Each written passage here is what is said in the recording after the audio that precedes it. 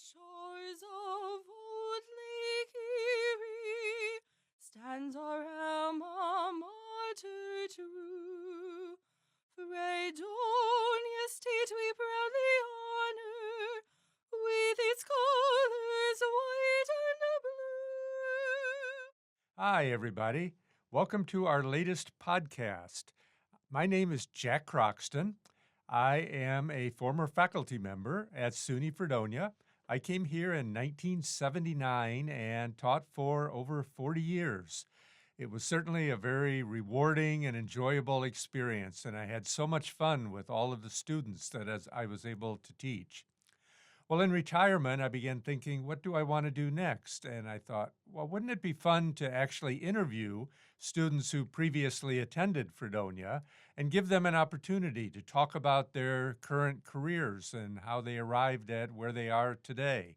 And also to give them a chance to reflect back a little bit about their time as an undergraduate here at Fredonia. So I came up with the title called Reflections of Fredonia. We're doing our podcast from the student radio station here on campus. Hello, my name is Chloe Kowalik. I graduated from Fredonia in May 2024, and I was a double major in journalism and psychology, and I had minors in English and political science. And I actually just got accepted into the clinical mental health counseling program for graduate school here. So now I'm in a weird kind of an alum, kind of not. So it's a weird in-between area. So I think I can still keep my spot on the podcast, Dr. Croxton, as long as that's okay. That's the most important thing. All right. Dianna, would you Hi. please introduce yourself? Tell us when you graduated and what majors and minors you had at Fredonia.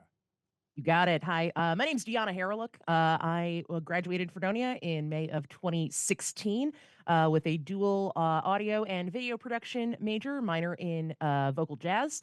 And that's and now I'm here on the West Coast. I'm the morning news anchor for KGMI News Talk 790 in Bellingham, Washington. That's awesome. So, Dianna, well, first, what made you want to come to Fredonia? What made me want to come there first actually wasn't anything related to what I actually ended up graduating with, right? I had a friend who got in there, got into the School of Music. I was very heavily involved in my high school's musical scene and whatnot, and I wanted to pursue either music composition, music education, something that kept me active in that area for some time. And I went through the audition process. I did all of that. Fredonia was the only school I actually remember visiting prior to those auditions, and I kind of walked around the campus back. What was it? It was a Columbus Day weekend, walking around saying, you know what, I could see myself here. It's fairly chill. It doesn't seem super imposing.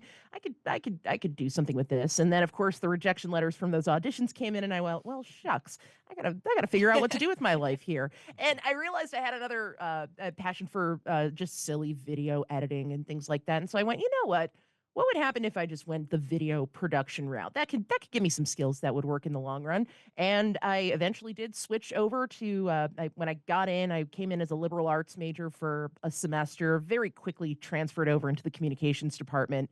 And my sophomore year, I took my very first audio production class. I loved it so much that within 4 weeks, I was declaring another major, and I haven't looked back. So that's kind of what got me there. A little bit of an unexpected detour route, but I'm grateful for it. I have no regrets. I actually have a friend. So my friend Alex Irwin, shout out. He graduated in 2023, and he came from Long Island, and he currently works at WBLI. But he came in WBAB. He works for both. And when he came in, same thing. He was like, I'm gonna work in theater. He was a theater major for about 3 days, and then he decided to switch to audio. So similar kind of path where it was just like, you know what, total switch up, but it worked out, and now he works in radio. Fabulous. Good for him. Radio people unite. Let's go. Yes, absolutely. I don't remember what the percentage is, but I think it's a fairly high percentage of students who actually do change their majors. Yeah, I did when too. When they come to Fredonia. Yep. Yes, I went from English to journalism, so not that crazy of a switch, but a little more fine-tuned into the communications. So, yeah. One way to put it. It's awesome. Yeah. Actually, I was a business major as an undergraduate Oh, wow. before For going the on psychology. to graduate school in psychology. Huh, cool. Did you What? take what you learned from the business side of things, like maybe your few couple of classes that you took? Were you able to apply that once you got into the grad school level, or did you just sort of put that all off on the side and said, "I'm never again"? No, it actually did come into play Oh, that's good. because I taught courses like organizational psychology, Mm-hmm. applied psychology, things like that, where having had that study in business, I was able to incorporate quite a bit into my lectures. Very cool. Very cool. And actually, I'll throw out another tidbit. At one point, after I was done as an undergraduate, I actually auditioned to go to the New York Academy of Dramatic Art, Oh, wow. and I was Ooh. accepted. So I had to decide whether to go to graduate school in psychology or whether to try to become an actor. Oh, wow. And I chickened out about the actor gig, and that's why I ended up becoming a psychology professor. But now you're here. That's right. That's true. Somehow, What a Works route. out. yeah, yeah. Hey, So you know, it's never too late to go down those get those acting That's chops true. on. You know, Ian McClellan and Sir Patrick Stewart are still doing it. You might as well, see if it's see if it's something you could still do these days. well, that's right. But then when I saw Tom Hanks playing Forrest Gump, I thought, well, that could have been me. Could have been. So Diana, do you have any favorite memories or experiences from the time you were a student here, or any professors that stand out? Yeah. Now you've opened the can of worms. Excuse me. There's simply there are way too many to list. If you wanted me to go down every single nitty-gritty bit for this podcast, we'd be here for 3 hours. Probably longer actually. But I feel like a lot of my core favorite memories at Fredonia really sort of came to light after I joined the radio station. Not to sound cliche or anything. Yes, I know it's my job. Yeah, it seems kind of obvious, but there was such a welcoming, caring, fun-loving community at the radio station that just I was not able to replicate in any other friend group or club on campus. And it just made me want to stick around there for as long as I possibly could and to just soak it all up. I it took me a while actually to join FRS. It was to me for some whatever reason, something in the back of my brain said this is way too intimidating, and even joining the TV station, I was part of WNYF for a hot second there as well. But I knew that those were two campus organizations that I knew I'd have to be a part of if I wanted to get any sort of, connections, real life experience, things that would actually put my major into perspective like, oh, okay, let's make this a little bit more practical. And between the two, I'd like to just point out right here, right now, I had an awesome time at WNYF as well. This is no shade to them at all. But the radio community was so overwhelmingly welcome that I couldn't leave. I just couldn't leave and I couldn't escape. Next thing I know, I'm being elected the music director and I'm off to the Intercollegiate Broadcasting Systems Conference in New York City. And I would not have imagined that possible if I hadn't taken the step of walking in like, hey, do you guys have any positions available? Can I review some music or something like that? That'd be kind of cool. Yeah. So memories wise, man, there's just again a lot with the radio station. For sure, I was one of the hosts for Lover Call by its own sort of weird, twisted, fun little happy little path.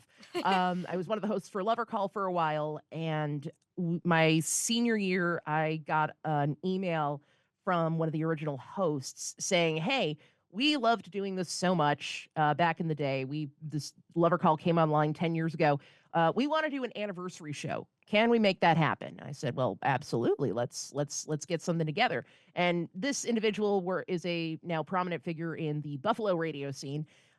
So I had to at the time I'm like, okay, you just had a kid. We have to make sure that your babysitting arrangements get made. Who else is there? What other alum are out there? I had no idea who any of them were, but I was in charge of getting that together. Long story short, we put together an anniversary show. I met a lot of awesome people. The show was incredible. And that same person who reached out to me at the beginning helped me get my first job in radio a few years later.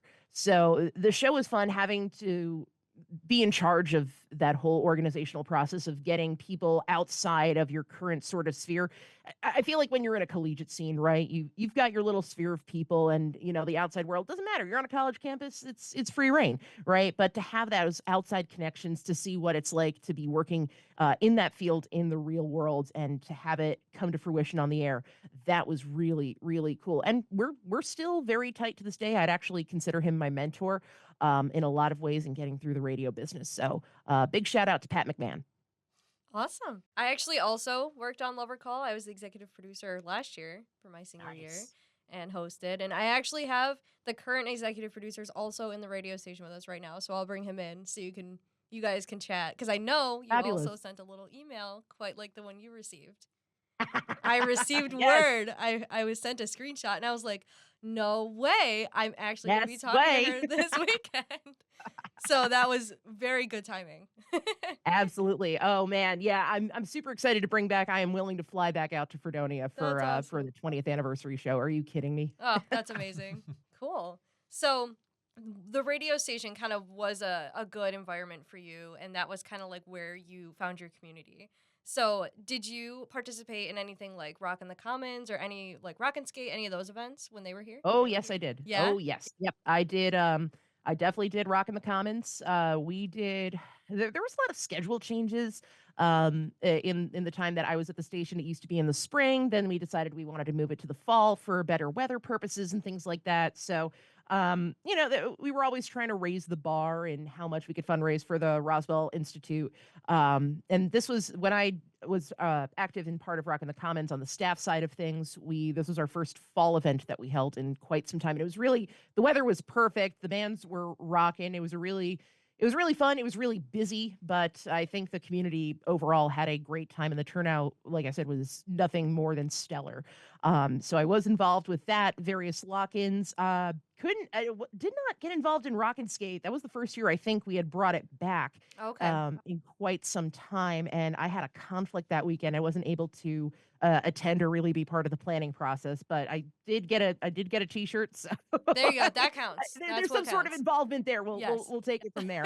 I'm trying to remember. We did the Intercollegiate Broadcasting Systems tour. I'm very hesitant to shorten that for your podcast listeners. Yeah. Thank you. I appreciate that. We did do that. We did New York. We did the whole bit. That significant memory of that is I was so adamant about being caffeinated and keeping people awake that I accidentally had too much caffeine and spent the first day of the conference sleeping for about 17 Oh, hours. wow.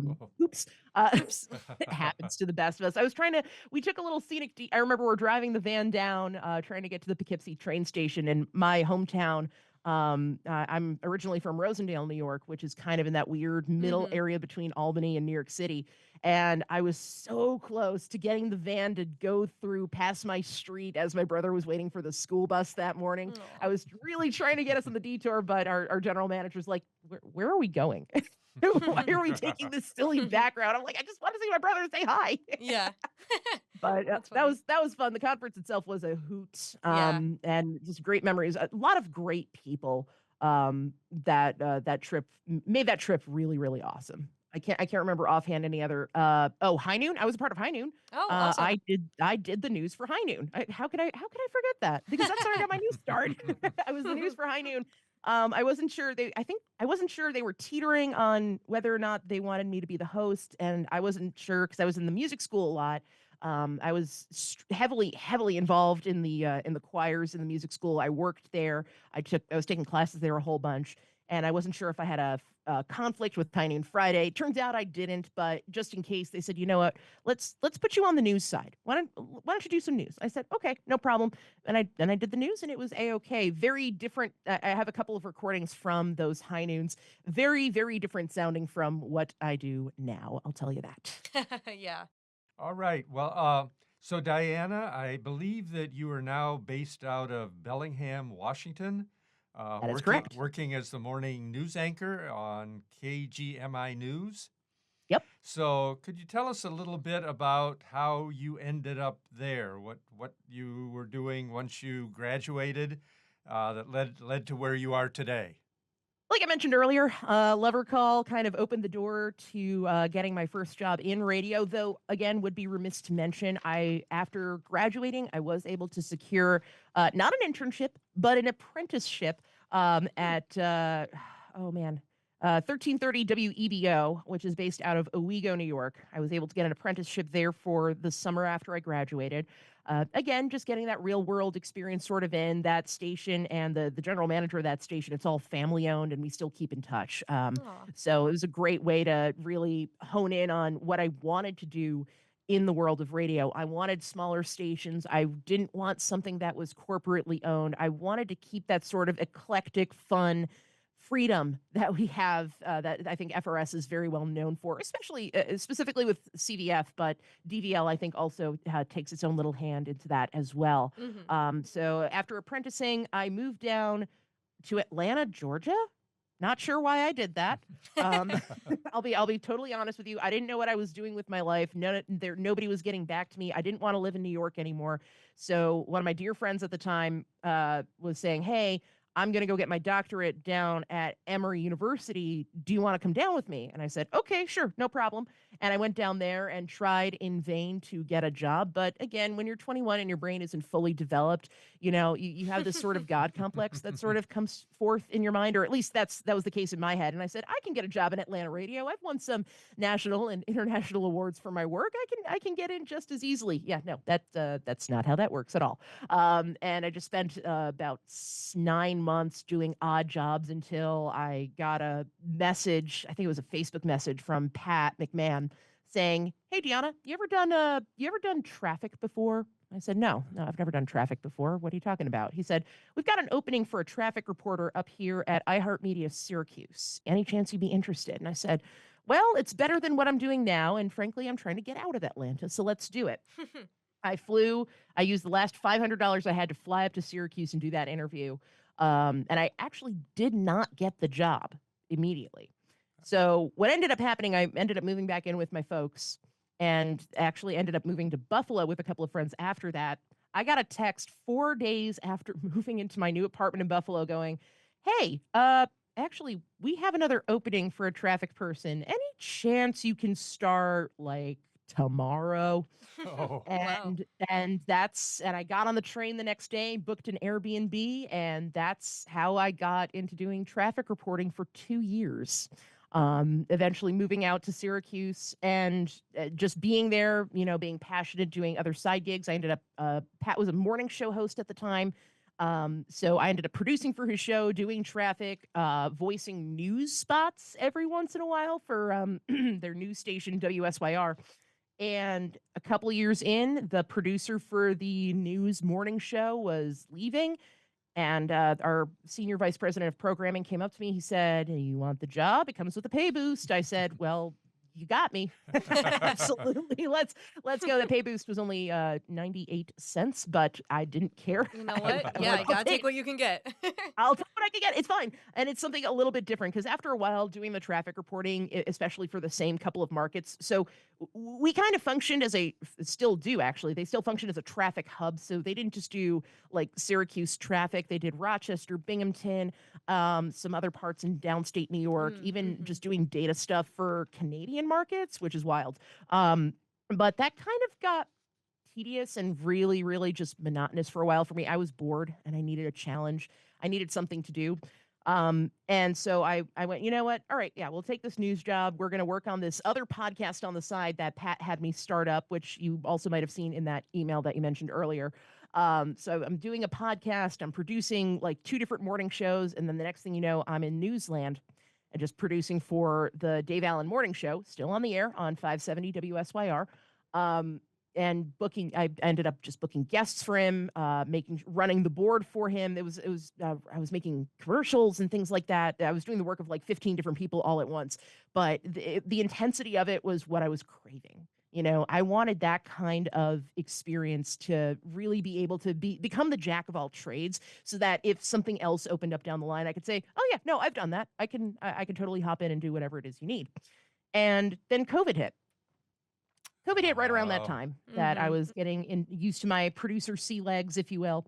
And it happened to be that our news anchor slash assistant news director, he was about to go on paternity leave. And this was the beginning of COVID was a weird and wacky time because in January, not sure if you were aware of this, but in January, iHeart did a massive round of layoffs. Mhm. That included my mentor and 6 other people in my building, mostly, if not entirely, on-air people. That included one of our newsroom people. So as soon as those cuts happened, they immediately relegated me to midday news. So I did like I think 9:30 to 11:30 or something like that. And COVID hit, maternity leave. They went, "Hey, Dianna, can you anchor the morning news now? Can you do that and also anchor all the way until 11:30?" And I said, "Okay, no problem. I'll do whatever it is you guys want me to do." And so I ended up anchoring the morning news through his entire maternity leave, or excuse me, paternity leave, all the way until I left in August of 2021. Okay. So that was Wow. a little bit of an Yeah. unexpected sort of dealio, but I covered all of COVID, for basically from top to bottom in New York State, right up until we got Kathy Hochul as governor, and that's when I was applying for jobs once those some of the restrictions were being lifted. I had interviews in Baltimore, Fresno, California, and then I forget what job website I found this one on, but this job in Bellingham popped up, and I said, you know what? I really love the Pacific Northwest. I have family out there, and I love visiting, so why not? And let me tell you how shocked I was when I got that phone call saying, "Hey, we want you to start. Like, how quickly can you move across the country?" I'm like, "Ooh, okay." Can you give me a month and a half? They're like, well, we'd prefer you start here sooner, but yeah, we'll give you a month and a Oh, half. wow. That's So, good. and I've never looked back ever since. And I've been hanging out here doing the morning news, progressing this show as much as I've been able to, in an interesting sort of way, right? I've never really hosted a show of this caliber prior to being here. So I Mhm. was worried that that sort of an experience might shine through a little bit, but turns out my listeners don't really care. They just love the show as it is, and however I'm doing things, they seem to be open and receptive to it. And I even have a couple of friends who are telling me now they're like, yeah, they work in factories or things like that, and their coworkers are asking them, why the heck do you have the news on? And he's like, because my friends are on there, and we're friends in real life, so it makes sense. You want to listen to us. Down the line. So yeah, that's pretty well how I got here. Suffice to say, Fredonia connections really pulled through and basically made this all happen. So there you go. Well, it sounds like you've been very adaptable over the years and it's served you well. Thank you. Yeah, no, adaptable or any by any other name. It's my middle name. I'll take credit for it whenever I can. That's So right. So, you are extremely successful in your career so far, and you have recognition from the Broadcast Educators Association, the Communicator Awards, New York Festivals, and Intercollegiate Broadcasting Systems, which I still will just say the full name. What please, has thank been, you. yes, what has been your favorite part about your career so far? Oh man, I've gotten to work with so many really fascinating people whose careers have also been this sort of non-linear path to get to where they are now, and just fascinating backstories. These folks, and I work with a lot of folks that are older than me. I've kind of accepted that. I'm the youngest person. I think I'm the youngest full-time on-air person in this building that does mornings. That was the case in Syracuse, and that I've just accepted it. A lot of my coworkers are a lot older than me, and so they've certainly had their share of lived life experiences. I'll give you the best example I can give you is actually my co-anchor, who when I started this job was not my co-anchor. He was just a producer, but he expressed interest in wanting to do more things on air. And wanting to get more involved and showed that he wanted to do it. And I said, you know what? Okay, let's get you on the air just like I do, 3 hours a day, 5 days a week, while you still do all the other stuff that a normal producer would do, and let's see how that goes. That was in 2022. He is still my co-anchor today. Um, and his career route has been unconventional. He took a couple of community college classes after graduating high school, moved all around the country. He was in Boston, he was in San Antonio, ended up back here in this neck of the woods, and decided to just take this job at the station just to see what would happen. And next thing you know, we've got like I look forward to our morning shows every single day because the our chemistry is phenomenal. and we just sort of click in the sense where we have very similar senses of humor, and we're able to play off each other. But again, I'm 30. My co-anchor is 44, I think. So different life experiences also help us out on the air because he can kind of clue me into things that I might not be fully aware of, or things that might have happened in the Bellingham area because he's had a little bit more life lived here that really accentuates the show a little bit more on our end. And even just other people who have gone the traditional path. There's a guy in this building who is in the Texas Radio Hall of Fame. He's not here wow. right now. He'll be in here in a couple hours, but he's in the Texas Radio Hall of Fame. You can't say you work with those kind of people on a regular basis. And he's just here also kind of being a jack of all trades guy, willing to dispense whatever wisdom he's got on any given day. So it's been really cool to meet these people and to see the just the talent and the fun ideas that they come up with on a regular basis. That is the coolest thing about this. And of course, the fact that people are still listening. That people still care about radio in any variety, FM, AM, or streaming, or whatever variety that is. People really do care.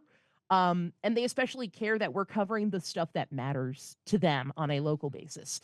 My show does a lot of the local focus. Obviously, I have to talk international, national news, regional news, things like that. I have to sprinkle that in regardless. But the stuff that when I go out and I hang out with my friends or whatnot, that's the stuff that's at the top of the mind. Is not the national stuff. It's whatever's going on locally. And they heard it from us. We're a credible Right. source. We've been around for almost 100 years.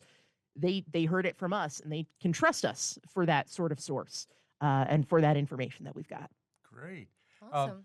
I'm just curious, and I don't mean to put you on the spot, but can you think Go of for any it. like unanticipated or unexpected event that has ever happened when you've been on the air? I've cussed. I know that's a That's the no. number one rule you learn at FRS is no bad words. So I can explain. This was at my previous position.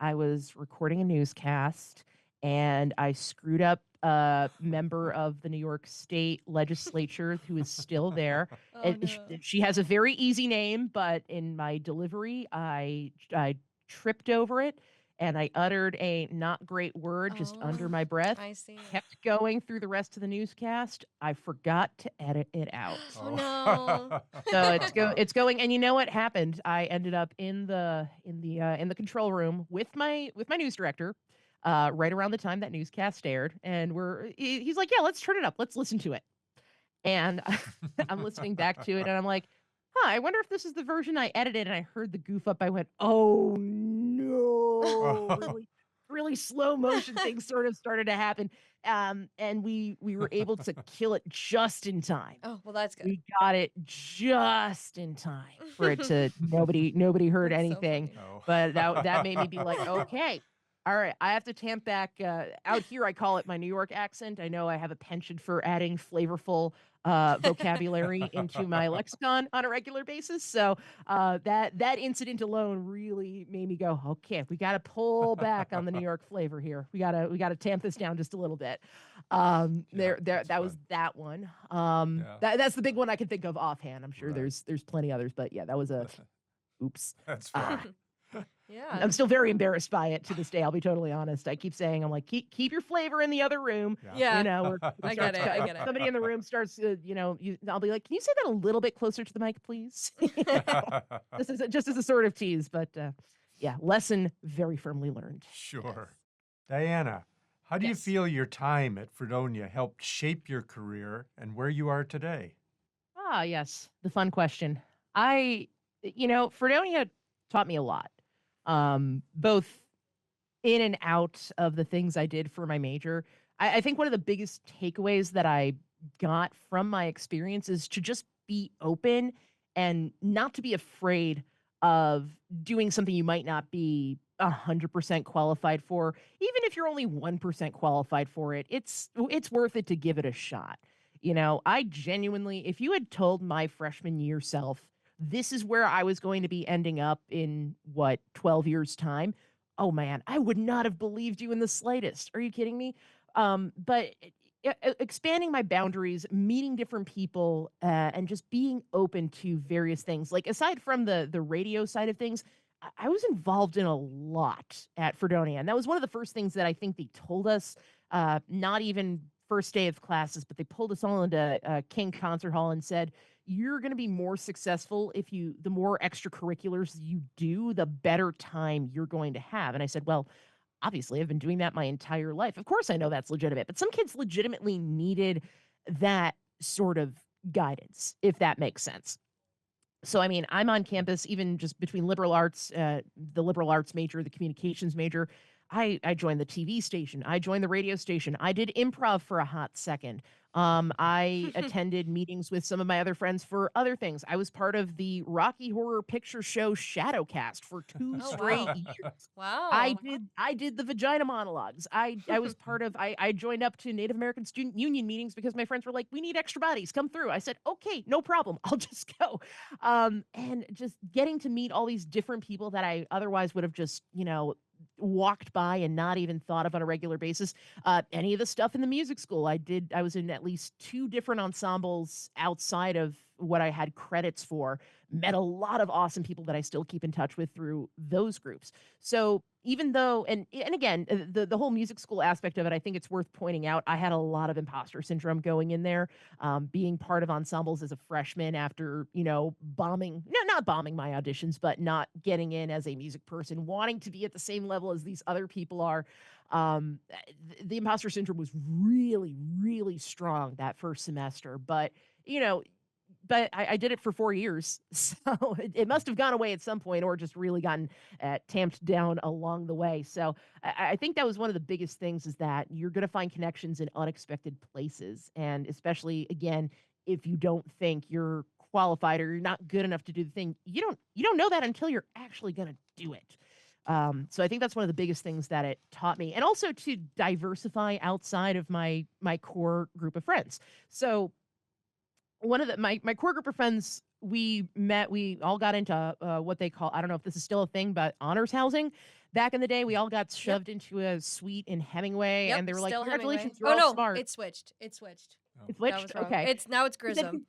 Oh, it's Now it's closer. don't get me started on Grissom. Oh.